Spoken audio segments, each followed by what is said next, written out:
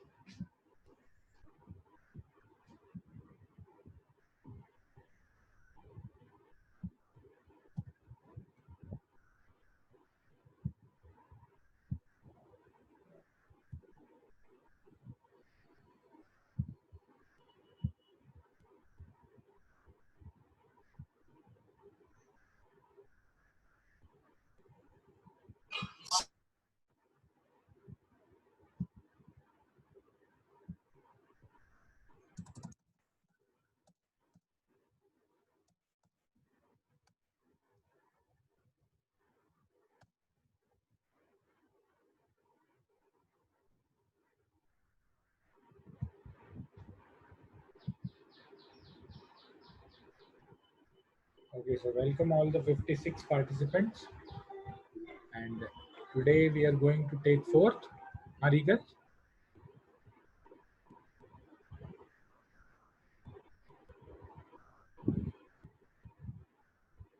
Okay, so today we are going to take fourth, वो वाद वाला चैप्टर। तंत्र दोष हम बाद में करेंगे। तो पिछली बार हमने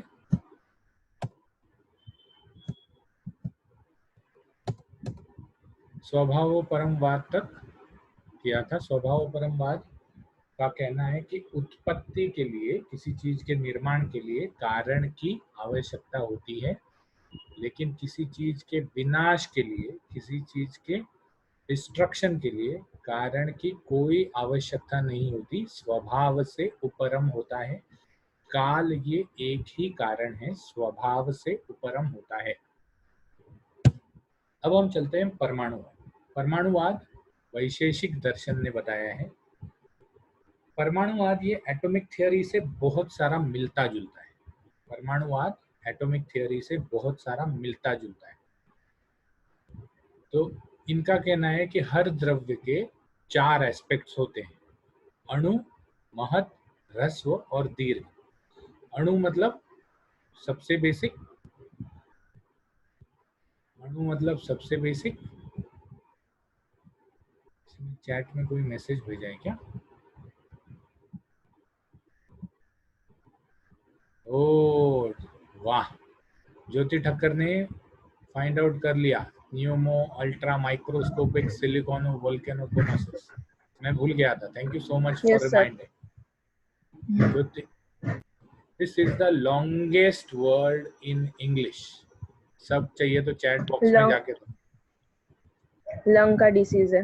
लंग का डिसीज है। This is a medical word and found in those who work in silicon with silicon. Basically this is related to the ash which comes out from volcanoes, जिसमें सिलिकॉन ज्यादा होता है और उसमें काम करने वालों को यह डिसीज होता है। This is the longest word in English. Very good Jyoti. तो परमाणुवाद में 4 द्रव्य के 4 एस्पेक्ट्स बताए हैं: अणु, महत, ह्रस्व और दीर्घ। अणु मतलब जो सबसे छोटा, the smallest part of a substance is anu. Mahat is the largest part of a substance. ह्रस्व मतलब the smallest part of a substance which we can measure. दीर्घ मतलब the largest part of the substance which we can measure. तो measuring से और existence से, ऐसे 4 part उन्होंने किए हैं। छोटे से छोटा जो एग्जिस्ट कर सकता है दैट इज अणु। छोटे से छोटा जो मेजर कर सकते हैं दैट इज ह्रस्व। छोटे से बड़ा जो एग्जिस्ट कर सकते हैं दैट इज महत। बड़े से बड़ा जो मेजर कर सकते हैं दैट इज दीर्घ। अब परमाणु का कंसेप्ट क्या है? अणु के भी छोटे से छोटे जो पार्ट्स हो जाते हैं वो परमाणु है। ये परमाणु निरावयव होते हैं, मतलब डिफरेंशिएट नहीं हो सकते। अंत्यावयव होते हैं और अचक्षुष होते हैं। अचक्षुष मतलब which are not visible by the naked eye. अंत्यावयव मतलब जिसके और पार्ट्स नहीं हो सकते। इफ यू रिमेम्बर, जब आपने एटॉमिक थ्योरी पढ़ी थी तो उसमें यही था, the smallest indivisible part of a substance is known as atom. ठीक है, तो अंत्यावयव, अचक्षुष, atom is not visible, so अचक्षुष। और ये निरावयव जो है, ये एक ही चीज जो है जो आज की तारीख में मैच नहीं होती। जब एटम बताया गया था तब वो निरावयव था, लेकिन आज एटम के भी प्रोटॉन, न्यूट्रॉन, इलेक्ट्रॉन पार्ट्स बन गए, प्रोटॉन के पॉजिट्रॉन, नॉनेट्रॉन पार्ट्स बन गए। तो निरावयव जो है, ये एक ही चीज एटॉमिक थियरी से मैच नहीं होती, बाकी पूरी चीज एटॉमिक थियरी से मैच हो जाती है।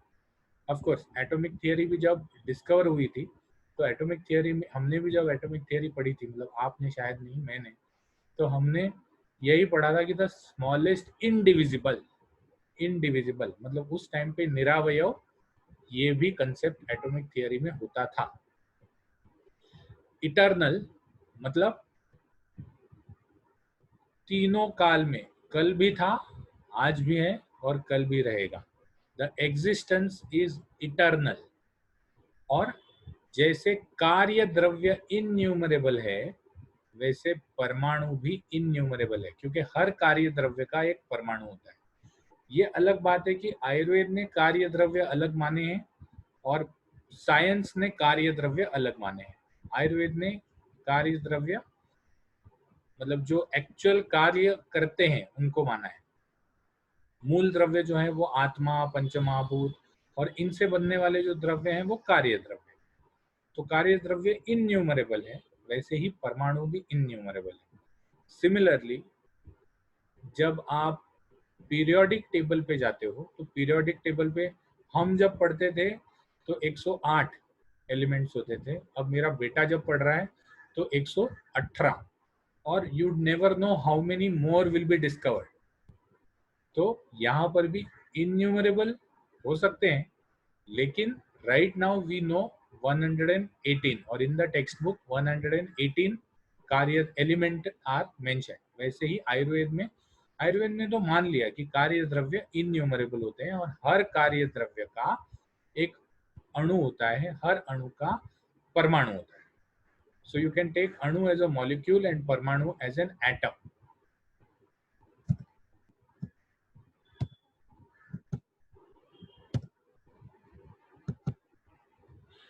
परमाणु की साइज सबसे छोटी होती है। उन्होंने कहा है कि 1/6 ऑफ अ धूलिकण। धूलिकण मतलब वो डस्ट पार्टिकल जो हवा में तैरता है, वो धूलिकण मतलब वो पार्टिकल जो हवा में तैरता है। तो अणु की साइज 1/6 ऑफ अ धूलिकण और 1/30 ऑफ अ धूलिकण परमाणु की साइज बताई। दो परमाणु से एक द्वयाणु बनता है, मतलब जैसे दो एटम्स से एक मॉलिक्यूल बनता है, O2 ऑक्सीजन 2 एटम्स से बनता है, तो वैसे ही दो परमाणु से एक द्वयाणु बनता है। और फिर उन्होंने बोला 3 द्वयाणु से एक त्रसराणु बनता है, 4 त्रसराणु से एक चतुराणु बनता है, 5 चतुराणु से एक पंचाणु बनता है। तो देन दे हैव मतलब एटॉमिक बॉन्ड से जो हम मॉलिक्यूल्स आगे आगे आगे बनाते हैं, वैसे ही उन्होंने भी बोला है कि ये एक दूसरे से चिपक जाते हैं और उस हिसाब से ज्यादा बड़ा बड़ा बड़ा बड़ा द्रव्य बनना चालू हो जाता है। हर परमाणु, ईच परमाणु ऑफ अ द्रव्य इज डिफरेंट। हर कार्य द्रव्य का परमाणु अलग होता है। That is what we see, the atom of gold is different from atom of silver. Atom of silver is different from atom of gold and atom of platinum. तो हर परमाणु अलग होता है।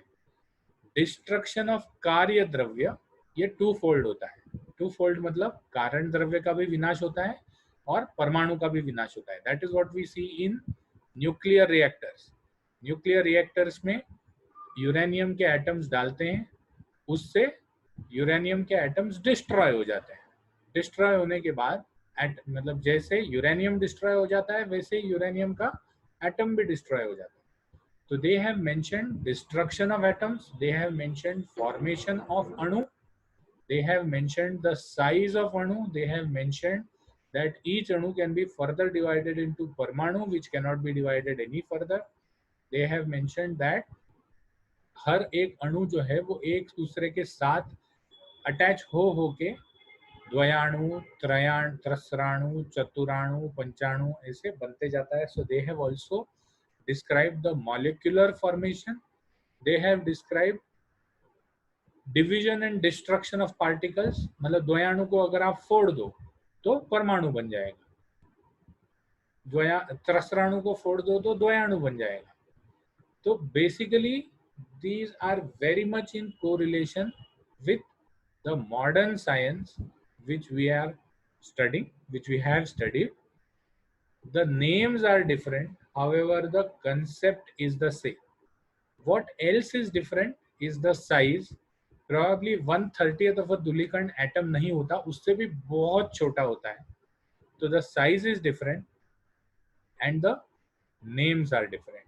The overall concept is the same in परमाणुवाद and the atomic theory. इसीलिए मैंने last time बोला था कि परमाणुवाद और एटॉमिक थियरी आपको अच्छी तरह कोरिलेट हो जाएगी. You will be very easily understanding परमाणुवाद. परमाणुवाद बताया था वैशेषिक दर्शन ने. विशेष रूप से किसी भी एलिमेंट का डिटेल या डिवीजन बताने वाला जो दर्शन है वो वैशेषिक दर्शन है. ठीक है. जो 24 प्रकार की प्रकृति और तन्मात्रा, ये जो संख्या बताई है ये सांख्य दर्शन ने बताया है.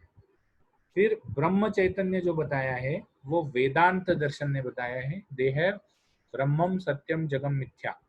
जब आप वाद को पढ़ोगे तो वाद के वर्ड से आपको कौन सा दर्शन है ये समझ में आना चाहिए.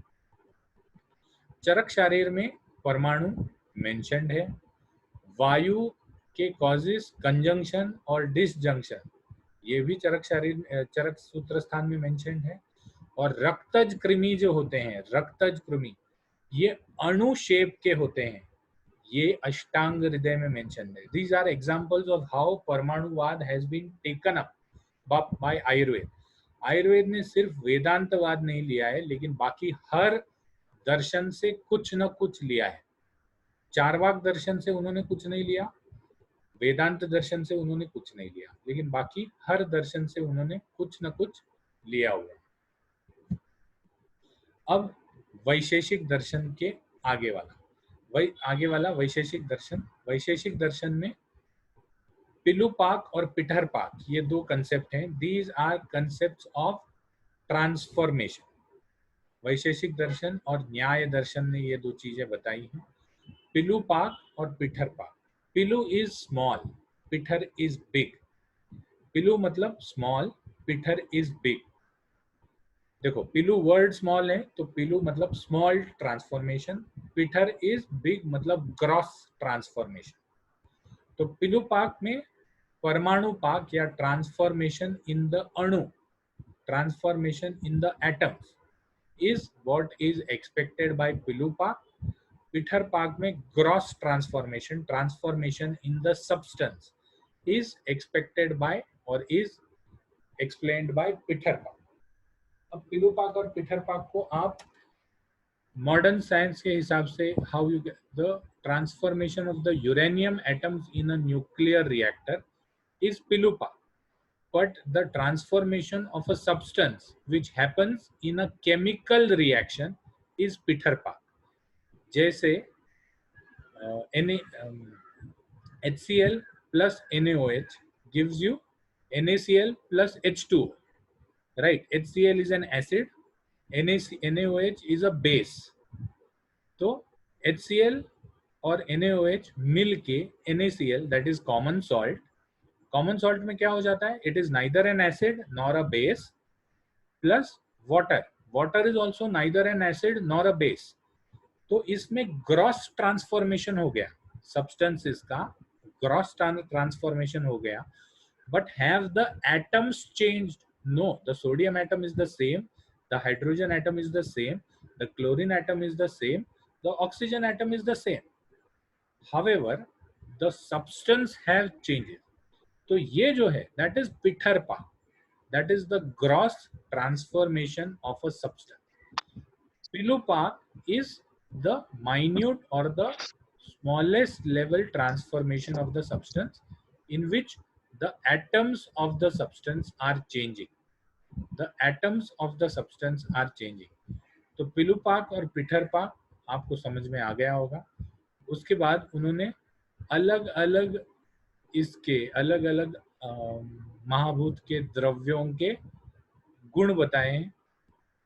जैसे सबसे कम गुण वाला कौन से महाभूत का द्रव्य होगा? आकाशीय महाभूत, क्योंकि आकाशीय महाभूत का द्रव्य जो है उसमें सिर्फ शब्द ये गुण है। इफ यू नो, शब्द और sound only travels if there is akash, if there is space, if there is sound, distance between two particles.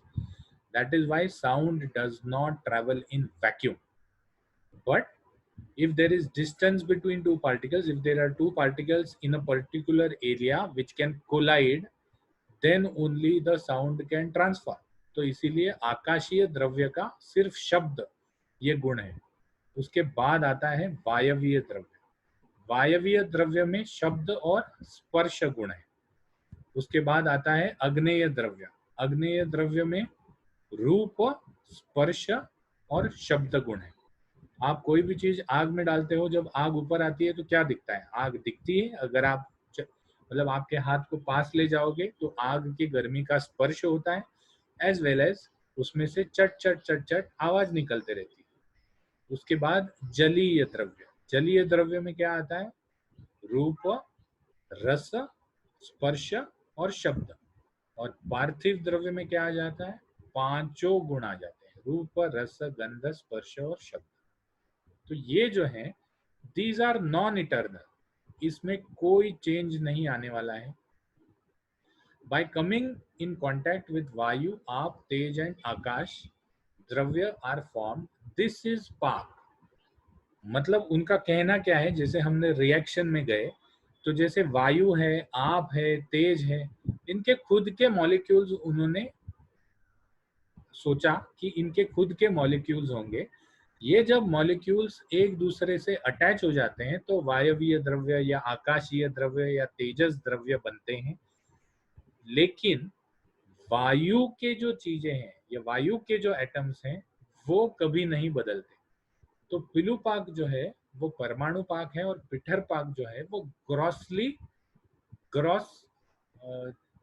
Changes in the substance है। जैसे एटॉमिक और मॉलिक्यूलर लेवल रिस्ट्रक्चर जो हमने ऑलरेडी यूरेनियम के example में और NaOH प्लस HCl वाले example में हमने देख लिया। Atomic level restructuring is when the uranium of one type changes into uranium of other type, तो the atom changes.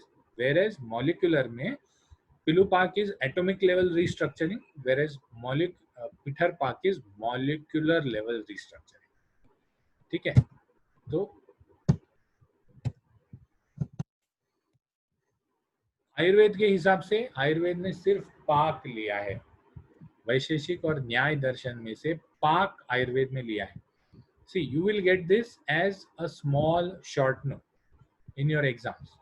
So you need to mention the important words जैसे अणु, परमाणु, द्वयाणु, त्रयाणु या त्रसराणु, चतुराणु, पंचाणु, ये important words हैं। उसके बाद you need to mention पिलुपाक, पिठरपाक। और कभी भी कोई भी चीज लिखोगे तो बहुत कंजेस्टेड मत लिखना पेपर में। हमने यूनिवर्सिटी को पूरी एग्जामिनेशन फी दी है, तो पूरे पेपर पे हमारा हक है। ठीक है? तो always right it in a form in which the substance is readable, और उसमें भी सिंपल सा चीज है, जो हेडिंग्स हैं that should be clearly readable. An examiner will spend, though you will write 3 hours writing the paper, the examiner will check your paper in not more than 2 minutes. तो he will look out for these keywords. जैसे हम Google में search करते हैं तो जो भी search results आते हैं उनमें हम कीवर्ड्स देखते हैं कि अरे कौन सा खोलना चाहिए। तो he will be looking out for these keywords. अगर आपने keywords लिख दिए तो you have written very nicely, though you have explained wrongly, but you have written very nicely. So keyword writing is a very key part in your examination. Last में जरूर से ये लिखना कि कौन से वाद से या कौन से दर्शन से आयुर्वेद ने क्या उठाया है। जैसे सांख्य दर्शन से सृष्टि उत्पत्ति उठाई है, या फिर वैशेषिक दर्शन से पाक, और वैशेषिक दर्शन से ये अलग अलग टाइप के पाक उठाए हैं। तो that is very important to write the examples in detail. जहां भी हो एक लाइन बीच में छोड़ देना, 2 पॉइंट्स के बीच में, कोई प्रॉब्लम नहीं। तो पाक आयुर्वेद ने उठाया है वैशेषिक और न्याय दर्शन से। इसमें जाठराग्नि पाक, जाठरे अग्निनाम योगाज्य उदयत रसनांतरम रसानाम परिणामांते स विपाक इति स्मृतः।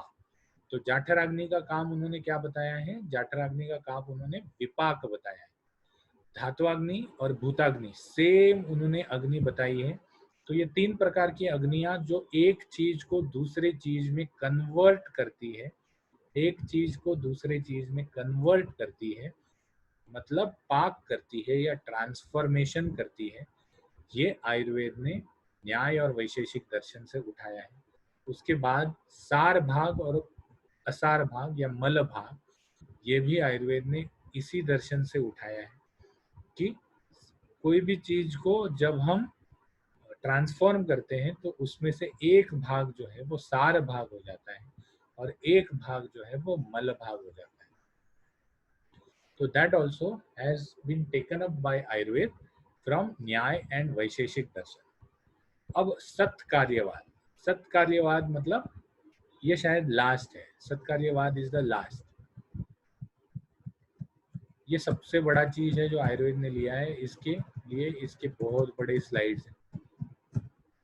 ओके, सत्कार्यवाद मतलब कोई भी कारण कोई भी कार्य के बिना उत्पन्न नहीं हो सकता। जैसे हमको मिट्टी का घट बनाना है, हमको मिट्टी का घड़ा बनाना है, तो मिट्टी जब तक नहीं होगी तब तक घड़ा नहीं बनेगा। हमको कपड़ा बनाना है, तो जब तक सूत या थ्रेड नहीं होगा तब तक कपड़ा नहीं बनेगा। हमको थ्रेड बनाना है, तो जब तक कॉटन नहीं होगा तब तक थ्रेड नहीं बनेगा। हमको कॉटन उगाना है, तो जब तक झाड़ नहीं होगा तब तक हम कॉटन नहीं उगा सकते। तो हमको झाड़ बनाना है, तो जब तक बीज नहीं होगा तब तक झाड़ उगेगा नहीं। हमको बीज बनाना है, तो बीज के लिए पुराना वाला झाड़ नहीं होगा तब तक बीज बनेगा नहीं। तो हर कार्य जो है वो कारण के बिना नहीं हो सकता। कोई भी कार्य कारण के बिना नहीं हो सकता। ये सत्कार्यवाद है। अब आयुर्वेद ने इसको कहाँ लिया है कि जब तक हेतु नहीं होते, जब तक हम बारिश में भीगेंगे नहीं हमको सर्दी नहीं होगी, जब तक हम ठंडा खाएंगे नहीं हमको सर्दी नहीं होगी, जब तक हम ज्यादा खाएंगे नहीं तब तक हमको इंडाइजेशन नहीं होगा। इसके बाद जब तक हम दवाई या हेतु परिवर्जन करेंगे नहीं तब तक हम विकार से मुक्त नहीं होंगे। तो कोई भी कार्य के लिए पहले कारण जरूरी है। ये एक आयुर्वेद ने लिया है। और एक कार्य लिया है, और एक चीज ली है कि गर्भ में विकृति तब तक नहीं हो सकती जब तक शुक्र और शोणित में विकृति नहीं है। जब शुक्र और शोणित में विकृति है, when there is genetic deformity in the sperm or the ovum, तभी ही गर्भ में विकृति हो सकती है। तो these are some examples। अब सत्कार्यवाद को समझते हैं। कार्यम उपादकत्व कारणात्, मतलब हर कारण से किसी भी कार्य की उत्पत्ति नहीं हो सकती। कार्य में डिफाइंड होता है कि कारण में डिफाइंड होता है कि वो किस कार्य की उत्पत्ति करे। जैसे मैंने आम के झाड़ का बीज लिया और मैंने उसको बोया, तो क्या उससे नारियल का झाड़ आ जाएगा? नहीं। अगर मैंने मिट्टी ली तो क्या मैं मिट्टी से कपड़ा बना सकता हूँ? नहीं। तो कारण में डिफाइंड होता है कि वो कौन सा कार्य बनाएगा।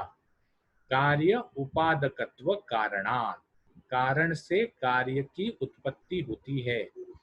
कार्यस्य नियत पूर्ववृत्ति कारणम, मतलब कारण कार्य के पहले एग्जिस्ट होना जरूरी है। मैं ये नहीं कह सकता कि आज मैं कार्य बनाता हूं, कारण मैं फिर कभी ले आऊंगा। कारण मेरे पास कार्य की उत्पत्ति के पहले होना जरूरी है। मेरे पास जब तक थ्रेड नहीं है मैं कपड़ा बना नहीं सकता। आज मैं कपड़ा बनाऊंगा, थ्रेड में कल लेके आऊंगा, ये पॉसिबल नहीं है। तो कार्य की उत्पत्ति के पहले कारण का एग्जिस्टेंस रहना जरूरी है। कार्यम प्राग भाव प्रतियोगी। कार्य के पहले कारण का प्राग भाव नहीं हो सकता। प्राग भाव प्रध्वंसा भाव आपने पढ़ा है। तो प्राग भाव मतलब पहले वाला अभाव। तो कार्य के पहले कारण का प्राग भाव नहीं हो सकता। कार्य के पहले कारण के पहले कार्य का होना जरूरी है। अब कारण को उन्होंने 3 प्रकार से डिवाइड किया है, समवायी, असमवायी और निमित्त कारण। समवायी, असमवायी और निमित्त कारण। समवायी कारण क्या है? समवायी कारण वो कारण है जिसके ट्रांसफॉर्मेशन से कार्य बनता है। जैसे मिट्टी से घड़ा या थ्रेड से कपड़ा। तो थ्रेड कपड़े का समवायी कारण है, मिट्टी घड़े का समवायी कारण है, क्योंकि कार्य जो बनता है वो समवायी कारण के ट्रांसफॉर्मेशन से बनता है। समवायी कारण के ट्रांसफॉर्मेशन से कार्य बनता है। समवायी कारण का अगर विनाश हो जाए, अगर मैंने सभी थ्रेड्स एक कपड़े में जला दिए तो मेरा कपड़ा भी जल जाएगा। अगर समवायी कारण का विनाश हो जाता है तो कार्य का भी विनाश हो जाता है। समवायी कारण का विनाश हो जाता है तो कार्य का भी विनाश हो जाता है।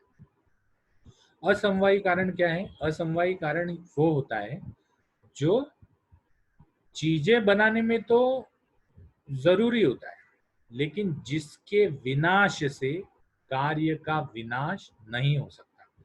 जैसे हम घड़े का अगर एग्जांपल ले तो घड़े में समवायी कारण मिट्टी है, लेकिन असमवायी कारण क्या है? असमवायी कारण वो चक्र है, असमवायी कारण वो डंडी है, असमवायी कारण जो है वो कुम्हार है।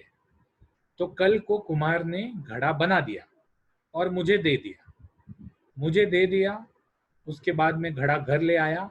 फिर परसों मुझे समझा कि अरे वो कुम्हार जो है उसको कोविड हो गया, 4 दिन के बाद वो कोविड से मर गया। तो मेरा कुम्हार मर गया इसलिए मेरा घड़ा नाश हो जाता है क्या? नहीं नाश हो जाता। मेरे घर में वो घड़ा वैसे के वैसे ही रखा रहता है। लेकिन अगर कुम्हार नहीं होता तो क्या मेरा घड़ा बन सकता? नहीं बन सकता, क्योंकि घड़ा बनने के लिए असमवायी कारण का होना जरूरी है। तो असमवायी कारण वो कारण है जो कार्य बनने के लिए तो जरूरी है। लकड़ी जो है वो कार्य बनने के लिए जरूरी है, लेकिन जैसे ही मुझे घड़ा दे दिया, कुम्हार ने लकड़ी तोड़ दी, तो मेरा घड़ा नहीं टूटता। लेकिन अगर मिट्टी जला दी या फिर वो कपड़ा जला दिया तो मेरा घड़ा टूट जाएगा या मेरा कपड़ा खत्म हो जाएगा। तो समवायी कारण वो कारण है जो ट्रांसफॉर्म हो जाता है। असमवायी कारण समवायी कारण के साथ होता है, लेकिन असमवायी कारण के विनाश से उस चीज का विनाश नहीं होता। निमित्त कारण क्या होता है? निमित्त कारण वो होता है जो सिर्फ निमित्त मात्र उस चीज के फॉर्मेशन में होता है। जैसे पानी है, घड़े में जो पानी जाता है, अब घड़ा जो है वो बनाते वक्त कुम्हार मिट्टी को गीला करता है, फिर उस मिट्टी से वो घड़ा बनाता है, फिर उस घड़े को वो बेक करता है पानी उड़ जाने के लिए, मतलब पानी का विनाश करवा देता है। लेकिन पानी का विनाश होने के बाद वो घड़ा टूटता नहीं है या वो घड़ा ज्यादा मजबूत हो जाता है राधा।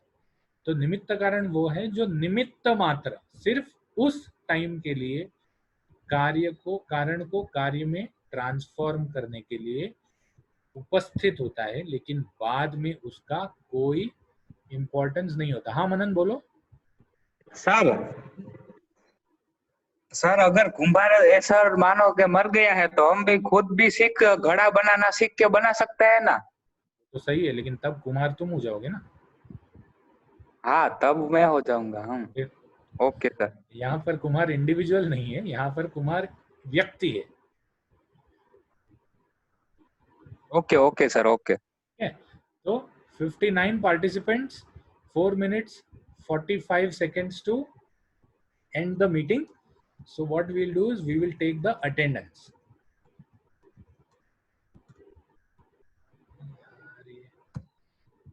Attendance का link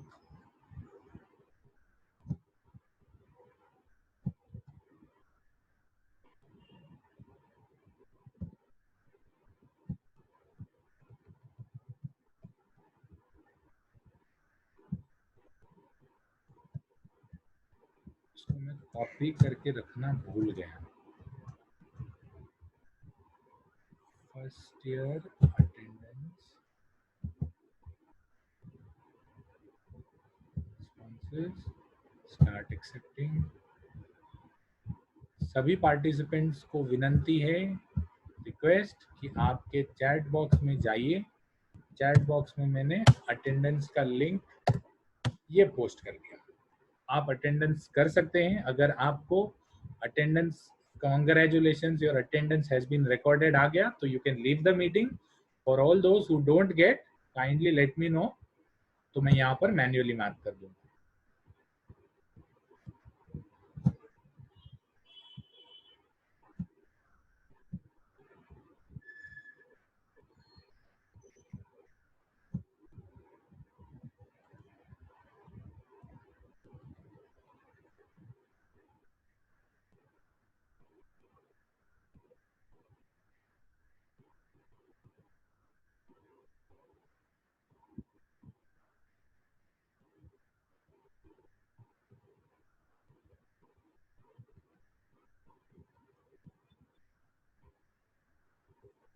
सर हाँ सिर्फ अटेंडेंस रिकॉर्डेड लिखा आ रहा है, हाँ, ठीक है, ठीक है, कांग्रेचुलेशंस ठीक है, नहीं आ रहा है। कोई बात नहीं, कोई बात नहीं।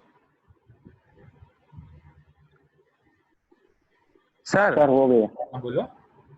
हाँ, जिसका हो गया sir they can leave the meeting। Sir हाँ आप कहते हो कि सर अगर कोई कार्य है उसका कारण है, मानो कि घड़ा किसी ने बनाया तो हाँ। कुम्हार जरूर होगा ऐसा। हाँ, तो सर ये सृष्टि किसी ने बनाई तो वो बनाने वाला जरूर होगा ना सर। सृष्टि बना लाया ऐसा। लाया वो हाँ, evolution लावुज है। पड़े ना, हम जानते नहीं। सृष्टि बनाने वाला वो जरूर होगा। evolution होता है। तो सृष्टि बनाने के लिए तो आत्मा है। आप ना आत्मा, ना ना सर, आप आत्मा आत्मा तो को, आप आत्मा को भगवान इज मानते अंश हो। ऑफ परमात्मा। आत्मा हाँ, अमर है। ना, परमात्मा और आत्मा में डिफरेंस है सर, बहुत डिफरेंस है ना।